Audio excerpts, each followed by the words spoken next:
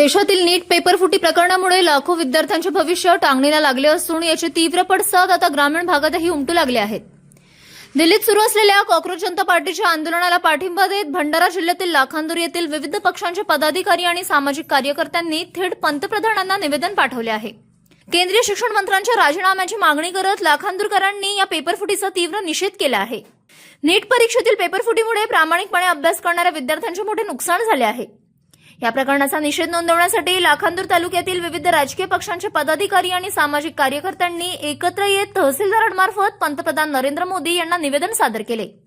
या निवेदनात केंद्रीय शिक्षण मंत्री धर्मेंद्र प्रधान यांच्यावर जोरदार निशाणा साधण्यात आला असून त्यांनी तात्काळ आपल्या पदाचा राजीनामा द्यावा किंवा त्यांना पदावरून हटवावे अशी आक्रमक मागणी लाखांदूरकरांनी केली आहे। या पेपरफुटीमुळे देशभरातील विद्यार्थ्यांवर प्रचंड मानसिक ताण निर्माण झाला असून काही विद्यार्थ्यांनी नैराश्यातून आत्महत्येसारखे टोकाचे पाऊल उचलल्याचा धक्कादायक उल्लेखही या निवेदनात करण्यात आला आहे। शिक्षण व्यवस्थेतील या गंभीर त्रुटी दूर करून अशा घटनांची पुनरावृत्ती टाळण्यासाठी दोषींवर कठोर कारवाई करण्याची मागणी करण्यात आली आहे। तसेच दिल्लीत सुरू असलेल्या आंदोलनाला लाखांदूरकरांनी पूर्ण पाठिंबा दर्शवला आहे। नीट पेपरफुटीच्या या प्रकरणाने संपूर्ण देश ढवळून निघाला असताना आता लाखांदूर तालुक्यातील लोकप्रतिनिधी आणि कार्यकर्त्यांनीही या लढ्यात उडी घेतली आहे। आता केंद्र सरकार यावर काय पावले उचलणार आणि केंद्रीय शिक्षण मंत्र्यांवर काय कारवाई होणार याकडे सर्वांचे लक्ष लागले आहे।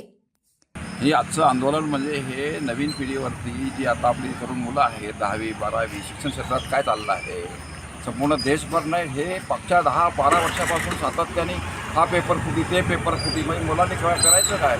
एकीकडे सरकार सांगतो आमचं गतिमान सरकार पारदर्शक सरकार कुठेच हे नाही आहे आणि म्हणून ह्या विद्यार्थ्यावरती ज्या 17 आत्महत्या झाल्या म्हणजे ऐन तारुण्यात ज्याला आपलं करिअर घडवायचं असतं त्यांनी आपलं हे सरकार आत्महत्येला प्रवृत्त करतं। या सरकारचं धोरण काय बेटी बचाव बेटी पढाओ बेटी बचाव बेटी पढाओ आणि इकडे त्याच्या विरुद्ध काम सुरू कोणता पेपर फुटला नाही। आता काल परवा महाराष्ट्रातल्या TETचा पेपर फुटला आणि म्हणून हे आंदोलन अत्यंत महत्त्वाचं आहे आणि देशातील प्रत्येक नागरिक नुसतं म्हणजे विद्यार्थ्यांनी नाही तर पालकांनी सुद्धा या सभामध्ये सहभाग होऊन जे राज्यकर्ते आहेत त्यांचा राजीनामा घेणे अत्यावश्यक आहे आणि ते घेतल्याशिवाय याला पर्याय नाही आणि जे काय करायचं आहे ती व्यवस्था पारदर्शक असली पाहिजे एवढंच या मागच्या आंदोलनाच्या मागचा हेतू आहे।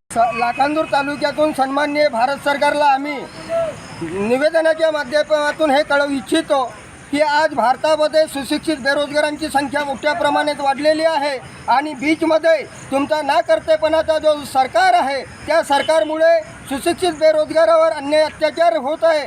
बीचमध्ये तुम्ही पेपर फोडता आणि करोडो रुपयाचे एजंट नेमून शारी सुशिक्षित बेरोजगारांचे आयुष्य बर्बाद करता। त्यामुळे शिक्षणाकडे आपण दुर्लक्ष करत आहात जाणून बुजून आणि शिक्षणाकडे लक्ष द्या नाहीतर आज आम्ही गेटवर आंदोलन केलं ना उद्या तुमच्या मंत्रालयाच्या खुर्चीवर येऊन जरी आंदोलन केल्याशिवाय राहणार नाही हे आम्ही ह्या आंदोलनाच्या माध्यमातून भारत सरकार आणि महाराष्ट्र सरकारला चेतावणी देतो।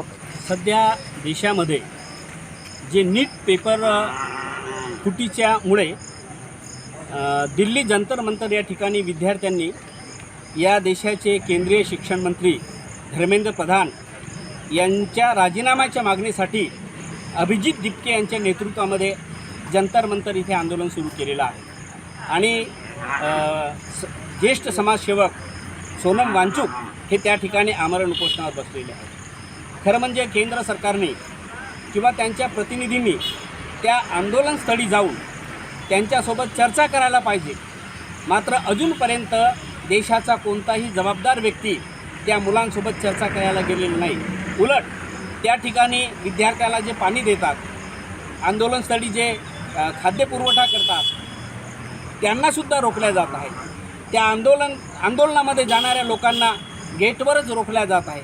जे आंदोलन करणारे विद्यार्थी आहेत त्यांना पाकिस्तानी दहशतवादी अशा प्रकारचे शब्द बोलून एक प्रकारे त्यांना अपमानित केला जात आहे आणि म्हणून या देशामध्ये जे 70 विद्यार्थ्यांनी आत्महत्या केल्या नीट पेपरफुटीमुळे तर या 70 मुलांच्या आत्महत्येस जबाबदार जर कोणी असेल तर या देशाचे शिक्षण मंत्री धर्मेंद्र प्रधान आहेत आणि म्हणून त्यांचा राजीनामा झाला पाहिजे।